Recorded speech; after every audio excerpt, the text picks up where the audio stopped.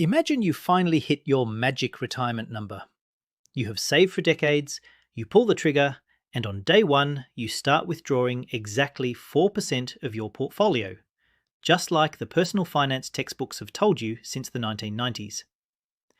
You adjust it for inflation every year, assuming you are perfectly safe.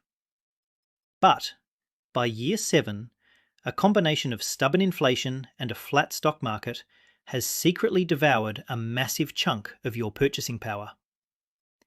If you ignore what is happening in the global economy right now and blindly follow the classic 4% rule in the mid-2020s, you are walking into a mathematical trap. The original rule was a historically safe starting point based on past data, not a guarantee for the future. Today, I am going to show you why current, forward-looking models suggest the truly safe number is actually a lot lower, closer to a 3.2% reality, and exactly how you can protect your life savings without completely sacrificing your lifestyle. Before we tear down the old math and build up the new strategy, I want to mention that hitting the like button on this video is arguably the best return on investment for your time today. It tells the algorithm that you value realistic, data-driven financial breakdowns instead of just flashy promises. I read a lot of financial reports, so you do not have to, and my goal here is simply to translate those dense academic PDFs into something you can actually use at the kitchen table. We are going to look at exactly what the 4% rule actually was, how forward-looking research from places like Morningstar has completely flipped the script for retirees starting in 2026, and why the sequence of your investment returns matters more now than it has in 40 years. Grab a coffee, or whatever helps you face macroeconomic realities, and let us get into the numbers. To understand why the 4% rule is breaking down, we first have to understand where it came from. It is incredibly common to hear people talk about 4% as if it were a law of physics, like gravity. But it is actually a relatively modern invention. It was born in the 1990s from the work of a financial advisor named Bill Bengen, and later popularized by what is known as the Trinity study. The premise was brilliant for its time. They looked at all the rolling 30-year periods of United States stock and bond returns. They wanted to find the absolute worst-case scenario in modern history, like retiring right before the Great Depression or the stagflation of the 1970s. The goal was to find a starting withdrawal rate that never completely depleted a balanced portfolio over a 30-year period. They landed right around 4%. It was a comforting, solid number. But here is the trap we all fell into. That 4% number had some very strict assumptions baked into it that most people conveniently forget to mention. First, it relied entirely on historical United States market returns. That is a massively favourable set of data. The 20th century was incredibly kind to American businesses. Second, it assumed a strict 30-year retirement horizon. If you plan to retire early or simply live a very long time, 30 years might not cover it. Third, the rule assumes you hold a portfolio of roughly 50 to 75% equities, with the rest in bonds. And finally, the most rigid part of the rule is how you take your money out. You withdraw 4% of your initial portfolio value in year 1. Then, in year 2, you increase that exact dollar amount by whatever inflation was, regardless of whether the stock market went up 20% or crashed 30%. The psychology of this rigid rule is fascinating because it gives us a false sense of control. When markets are wild and inflation is making groceries painfully expensive, having a fixed mathematical formula feels like a safety blanket. We crave certainty, and the 4% rule provided a very clean, easy-to-remember heuristic. But the hidden cost of clinging to this rule is that you ignore real-world friction. Even Prudential notes that Bill Bengen himself tweaked his views over the years, sometimes suggesting rates up to 4.5% under specific conditions. But the broader financial industry acknowledges that recent inflation spikes and lower forward return expectations make the old rule much more of a rough guideline than a sworn promise. We took a historical observation about what worked in the past and mutated it into a guarantee for the future. That is always a dangerous game in finance, especially when the macroeconomic landscape undergoes a massive shift. The solution to this psychological hurdle is simple but uncomfortable. We have to demote the 4% rule from a law to a historical benchmark. It was an excellent starting point given past returns, but it cannot be the finish line for your personal financial plan today. You need to approach your withdrawal rate as a living, breathing number. The protocol here is to stop asking what worked for a theoretical retiree in 1968 and start asking what the forward-looking data says for someone stepping out of the workforce in 2026. By accepting that the future might not perfectly mirror the 20th century, you free yourself to build a more resilient plan. You stop relying on a rigid formula and start focusing on the actual levers you can control, like your asset allocation, your baseline spending, and your flexibility.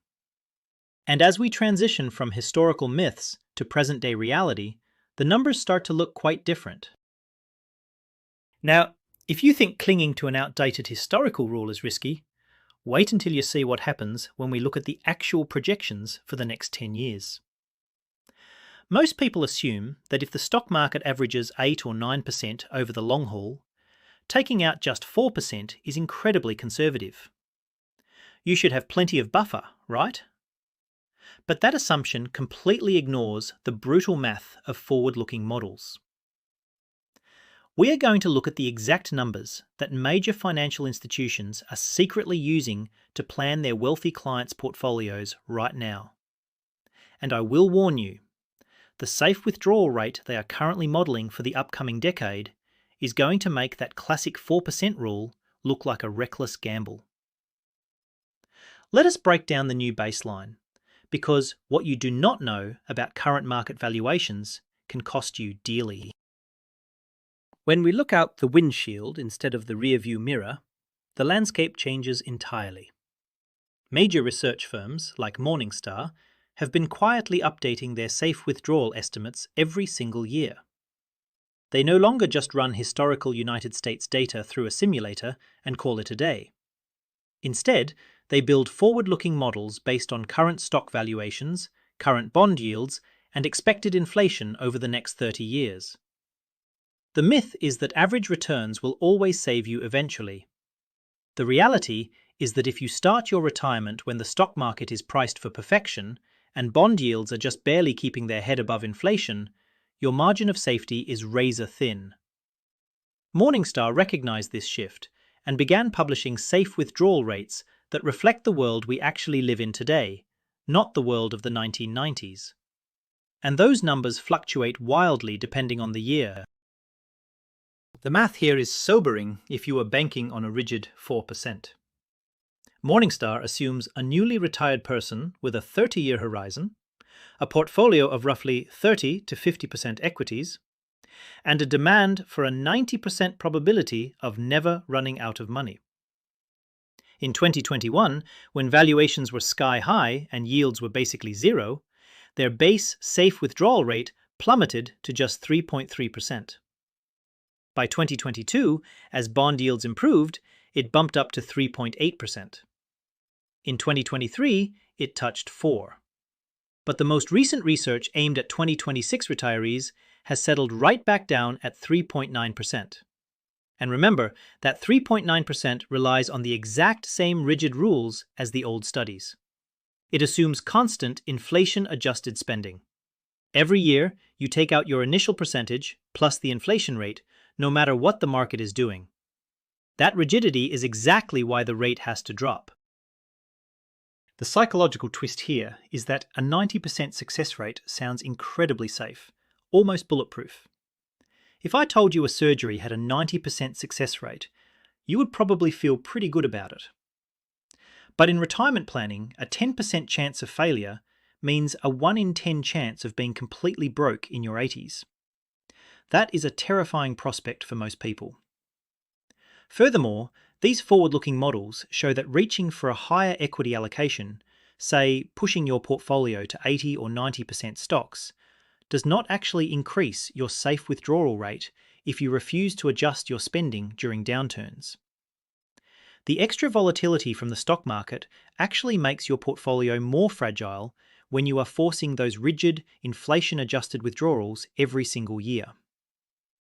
We naturally assume that more growth equals more safety, but when you are constantly siphoning money out, volatility is your biggest enemy.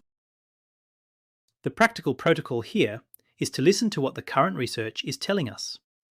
Finance sites summarizing Morningstar and other institutional research echo the same point. The truly safe starting rate is now somewhere in the high 3s. It is not a rigid 4% anymore, especially if you want very high confidence over a 3-decade span. My approach is to accept a lower baseline expectation.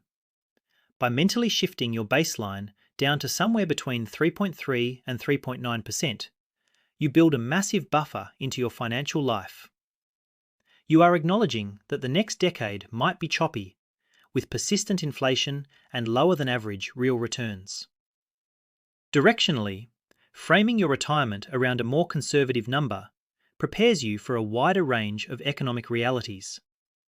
You protect the downside first, and if the markets happen to overperform, you can always treat that as a pleasant bonus later on. Preparation beats panic every time. Most people stop right here.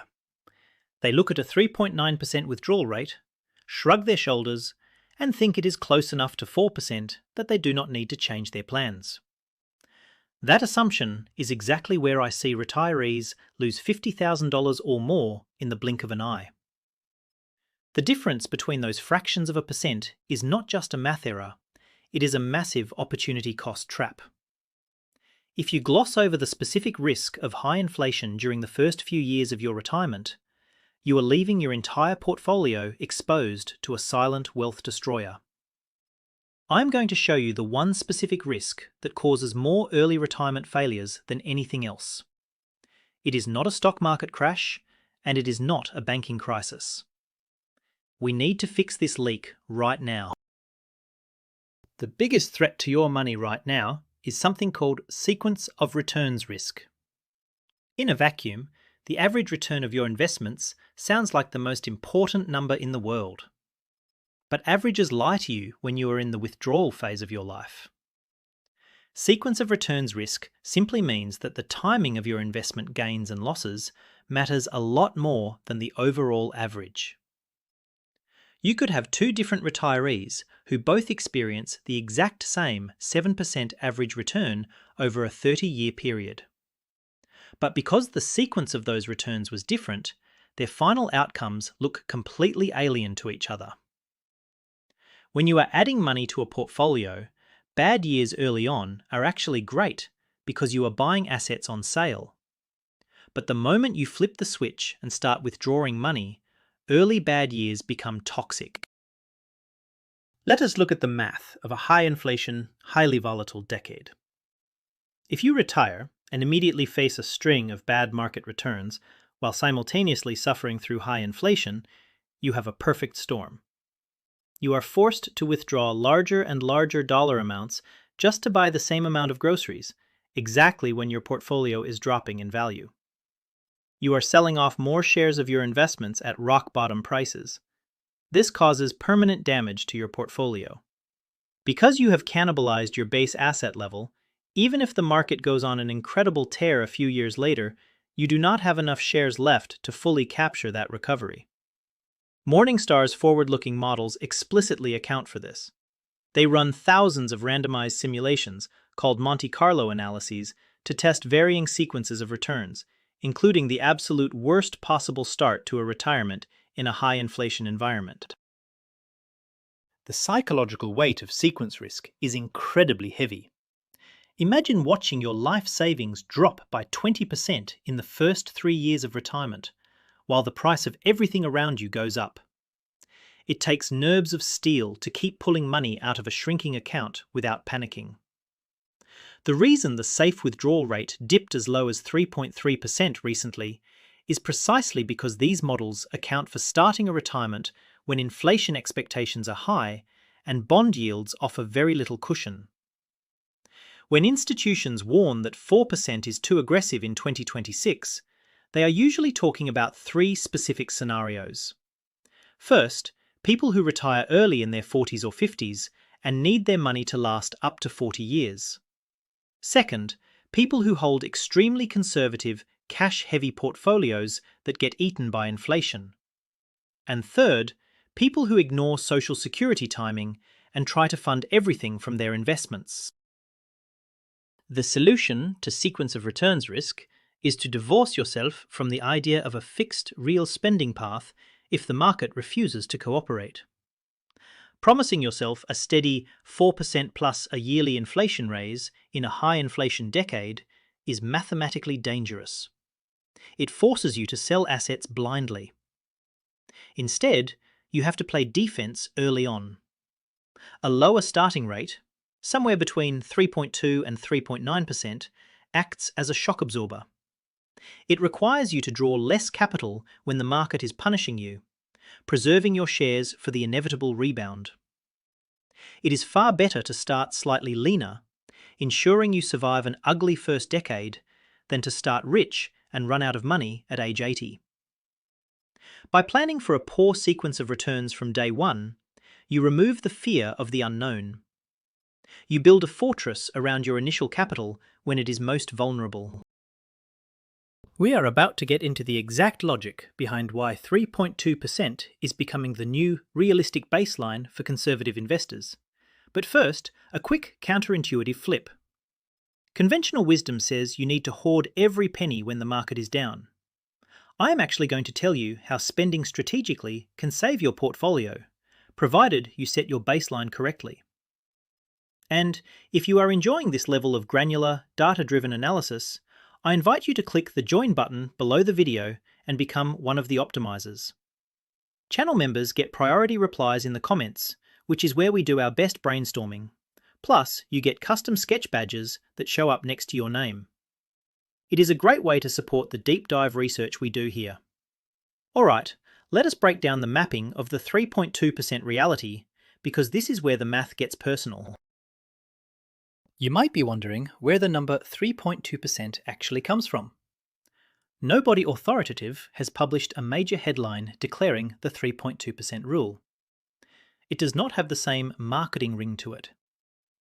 But a very clear band of 3.0 to 3.5% immediately emerges when you start adjusting the standard assumptions to fit real life.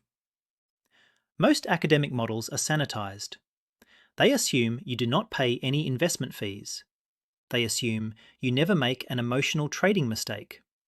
And they assume you only need the money to last exactly 30 years. But what if you are retiring at age 60 and you have a family history of living well into your 90s? Suddenly, a 30-year horizon looks a bit reckless. You might need that money for 35 or even 40 years. That extra time fundamentally changes the math of what is truly safe.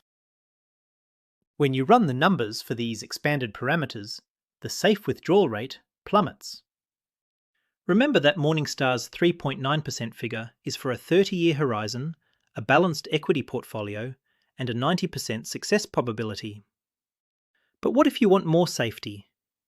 If you want a 95 or even a 99% chance of success, meaning almost zero chance of outliving your money, and you need it to last 35 years, you have to drastically cut your initial withdrawal rate. This is exactly what independent research and deep dive analyses within the financial independence community have found for years. If you want a low failure probability over a very long time horizon, especially with a slightly more volatile 60 to 70% stock allocation, your genuinely safe starting rate drops squarely into the 3.0 to 3.5% range. You are essentially trading early spending power for extreme longevity. The psychological hurdle here is accepting that safety has a price, and that price is a lower initial income. It feels like a punishment. You worked hard, you saved diligently, and now the math is telling you to take out less than you expected. Safe Money's 2026 overview explicitly points out that while 3.7 to 4% is appropriate for a standard 30-year balanced portfolio, lower rates are prudent if you simply want more peace of mind. Money.com describes starting lower as a key adjustment for anyone worried about volatile market conditions. The twist is that aiming for 3.2% is not about being pessimistic. It is about buying insurance for your lifestyle. By accepting a lower rate, you are paying a premium upfront to absolutely guarantee that you will not have to move into your kid's basement when you are 85 years old. It is an act of extreme self-care. So, how do we use this as a framework? For our narrative today, saying the 4% rule is dead makes for a punchy hook, but calling it the 3.2% reality is a deeply pragmatic, sequence-aware strategy. 3.2% sits at the conservative, lower end of the current research bands. It accounts for high inflation, it accounts for longer lifespans, and it accounts for the desire to have a very high margin of safety. Your protocol is to run your retirement calculations using this 3.2% baseline first. If your current nest egg can support your required lifestyle at 3.2%, you are in an incredibly strong position. You have essentially bulletproofed your retirement against almost any realistic economic shock. If it cannot, you now know exactly what the gap is, and you can start planning how to fill it before you hand in your resignation and walk out the door. We will get to the specific visual breakdown of how this plays out over a 30-year timeline in just a minute, but I need to tease a little secret first. Up until now, we have assumed you are a robot who spends the exact same amount of money every single year, regardless of what the economy is doing. But you are human. What if I told you that being willing to skip just 1 or 2 inflation raises during a bad market year could magically boost your safe withdrawal rate all the way up to 5 or even 6%? Most financial plans ignore human flexibility, and it costs them a fortune. Keep that in the back of your mind as we look at the raw dollars and cents. To really grasp the impact of these percentages, we have to pull them out of the academic spreadsheets and translate them into real-world dollars. Percentages are sterile, but dollars pay for groceries, property taxes, and utility bills. When we compare the classic 4% rule to the current Morningstar rate and our conservative 3.2% reality, the impact on your monthly budget is immediate and significant. We are going to ignore taxes for a moment, just to keep the baseline math clean, but remember that stealth taxes will take another bite out of whatever you withdraw. We need to look at what these different withdrawal rates actually feel like when you are sitting down to pay your bills in the very first year of your retirement, because that is where the friction lives. Let us use a simple $1 million portfolio as our benchmark. Under the classic 4% rule, you get to withdraw $40,000 in year 1. If we use the new Morningstar safe rate of 3.9%, that drops your year 1 income to $39,000. But if we apply our highly conservative 3.2% reality rate, your year 1 withdrawal drops down to $32,000. The difference between the old rule and the conservative reality is $8,000 a year. Over a 30-year retirement, even before you factor in the compounding effect of inflation adjustments, that is $240,000 less in cumulative withdrawals. That is a massive amount of capital left inside the portfolio. It is the raw mathematical cost of immunizing yourself against sequence of returns risk. It is the physical buffer between you and failure. Psychologically, seeing that you have to live on $32,000 instead of $40,000 feels like a massive pay cut. It forces you to make hard choices about travel, dining out, or helping family members. But here is the perspective shift you need to make. That $240,000 gap is not money you have lost. It is money that is still working for you, compounding and growing, acting as a massive fortress against bad luck. Bankrate and Money.com both stress a vital point. The feeling of a tighter budget in year 1 is infinitely better than the feeling of absolute panic in year 20 when your accounts are running dry. The psychological burden of a conservative start is light compared to the crushing weight of running out of money. You are protecting your future self from unimaginable stress by making a small sacrifice today. The practical protocol here is flexibility. You do not have to cling to any fixed rule forever. Both Morningstar and the White Coat Investor emphasize that what truly matters is adjusting your withdrawals dynamically. If the markets are terrible, you tighten your belt and take out less. If the markets go on a 10-year bull run, you can absolutely let your spending drift up and take that European vacation. Furthermore, you must integrate other income levers. Social security, pensions, or even a small annuity mean you are not relying entirely on your portfolio withdrawals to survive. If Social Security covers your basic living expenses, your portfolio only needs to cover discretionary spending, which makes taking a lower initial withdrawal rate, like 3.2%, much easier to swallow. You blend reliable income with conservative withdrawals to create a plan that bends without breaking, no matter what the stock market does. To make the danger of sequence of returns risk perfectly clear, let us look at a visual representation of how two identical portfolios can meet two very different fates. This is the exact scenario that keeps financial planners awake at night. We have two retirees, retiree A and retiree B. They both start with $1 million. They both withdraw an inflation-adjusted 4%. And over a 30-year period, they both average the exact same nominal return of roughly 7%. On paper, they look identical. If you only look at the averages, they should both have plenty of money left over when they blow out the candles on their 90th birthdays. But the order in which they get those returns is going to completely destroy one of their portfolios, while making the other one incredibly rich. Retiree A faces a brutal first decade. They experience negative real returns, similar to the lost decade we saw from the year 2000 to 2010. After that miserable 10 years, the market rockets upward for the next 20. Retiree B gets the exact opposite. They enjoy a booming market for their first 10 years, followed by a flat and declining market later on. When we run the simulation, retiree A, who kept blindly withdrawing 4% plus inflation through that initial bad decade, runs completely out of money around year 28. The early withdrawals decimated their share count. Retiree B, however, finishes the 30-year span with a portfolio that is actually larger than what they started with. Same average return, totally different outcome, all because of the sequence. Retiree A followed the old rule perfectly and still failed. The twist here is how we try to fix it. Many people think the solution to a bad sequence of returns is simply to own more stocks.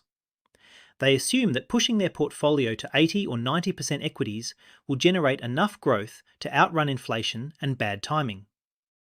But Morningstar's own data tables reveal a deeply counterintuitive truth. If you demand a constant, inflation-adjusted spending level, higher equity allocations actually reduce your safe withdrawal rate. The extreme volatility of a heavy stock portfolio, combined with rigid withdrawals, increases the chance that you will be forced to sell a massive amount of shares during a deep crash. More stocks do not equal more safety if you refuse to be flexible with your spending. You cannot simply out-invest bad behavior with a hyper-aggressive portfolio. The protocol to survive a bad sequence is exactly what we have been building toward. If retiree A had used our 3.2% reality rate instead of 4% during that terrible first decade, their portfolio would have easily survived the full 35-year span in almost every simulation. The lower withdrawal rate acts as a bridge over the turbulent years. Your action step is to build a sequence-aware allocation. This might mean keeping 2 to 3 years of living expenses in cash or short-term treasuries. That way, if the stock market crashes early in your retirement, you can spend down your cash buffer instead of selling your stocks at a loss. You buy yourself time for the market to recover. You use safety assets to protect your growth assets from being liquidated at the worst possible moment. So, how do we synthesize all of this data from Prudential, Morningstar, Safe Money, and the White Coat Investor into a simple, coherent strategy for your own life? The reality is that the financial world has fundamentally changed since the 1990s. We have transitioned from an era of consistently dropping interest rates and low inflation into a decade defined by higher structural inflation and massive global volatility. The absolute worst thing you can do is bury your head in the sand and pretend that a historical heuristic is a magic shield. You need a personal rule, one that respects the data but also fits your unique psychological tolerance for risk and your specific family goals. The blanket advice is dead. Context is everything now. Here is the math for your personal framework. First, think of 4% as your absolute upper boundary, not your baseline. If you are stepping into a standard 30-year retirement with a balanced portfolio, and you are okay with a leaner start, set your initial target somewhere between 3.3 and 3.9%. If you are retiring early, expecting a 35 to 40-year horizon, and you want to sleep like a baby, knowing you have a near absolute guarantee of success, plan your baseline around the 3.2% reality. On the flip side, if you are incredibly disciplined and willing to embrace variable spending, meaning you promise not to give yourself an inflation raise after a down year in the market, you can safely push your starting rate up to 5 or even 6%. Your willingness to adapt is your greatest financial asset. The psychology of this personal rule is empowering. Instead of being dictated to by an outdated formula, you are taking the wheel. As the White Coat Investor brilliantly points out, a rule of thumb, like needing 25 times your expenses, is a great way to start dreaming about retirement, but it is a terrible way to actually execute it. Investment fees, stealth taxes, healthcare costs, and the random chaos of market sequences mean you have to adapt the rule to your life. The real secret to a successful retirement is not finding the perfect mathematical withdrawal rate hidden in a spreadsheet. It is having the emotional intelligence to adjust your sails when the wind changes direction. When you stop looking for guarantees, you start finding resilience. Ultimately, the classic 4% rule might be dead as a strict, unbending law, but the principles of financial independence are more alive than ever. You just have to be willing to do the math that other people ignore. I want to turn this over to you for a bit of peer review. If you were retiring tomorrow, what starting withdrawal rate would you feel comfortable with given the current economy? Are you leaning toward the conservative 3.2% to guarantee safety? Or are you willing to flex your spending to start higher and take the risk? Let me know down in the comments, because I read through them to see what the community consensus actually looks like. Thanks for letting me share these numbers with you today. Keep optimizing your plan, stay flexible, and I will see you in the next breakdown.